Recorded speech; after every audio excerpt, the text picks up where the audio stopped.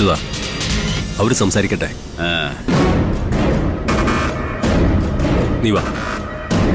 വാടാ.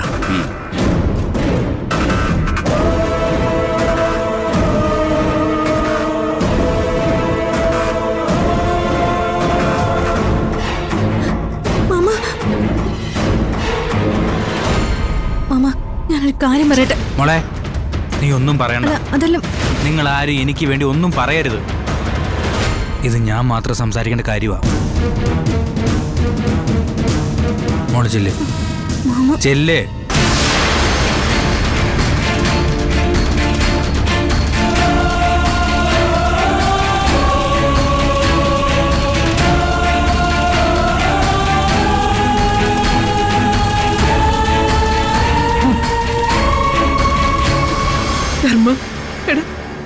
ഞാൻ നിന്നെ കൈയെടുത്തു തൊഴാം.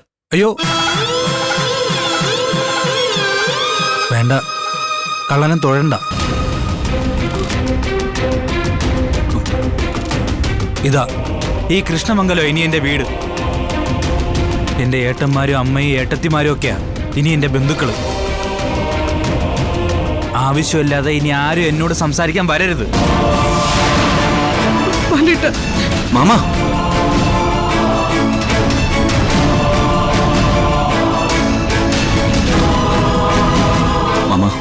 മാമന്റെ മനസ്സെനിക്കറിയാം. അത്രയ്ക്ക് ഉള്ളു നീർന്നതുകൊണ്ടാ മാമൻ ഇങ്ങനെ പ്രതികരിക്കുന്നത്.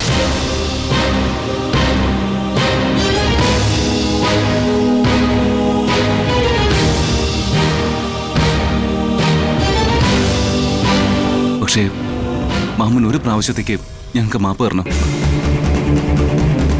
മാമൻ തിരിച്ചു വരണം. ആര്യ, ആകാശേ, നിങ്ങൾ എന്നെ മാമനെന്ന് വിളിക്കാതിരിക്കുന്നതായിരിക്കും നല്ലത്.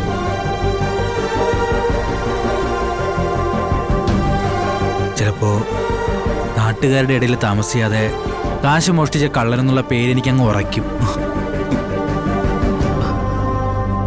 അപ്പൊ ഈ കള്ളന്റെ അനന്തരവന്മാരെന്ന് പറയുന്നതേ നിങ്ങൾക്കൊരു ക്ഷീണമായിരിക്കും.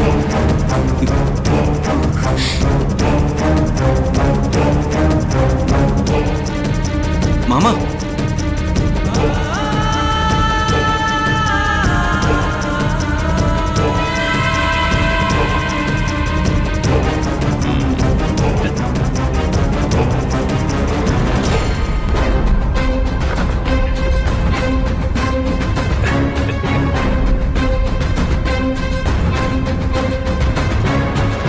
വാ വാ, തകർത്തടാ മോനെ, നീ ഞെട്ടിച്ചു കളഞ്ഞു.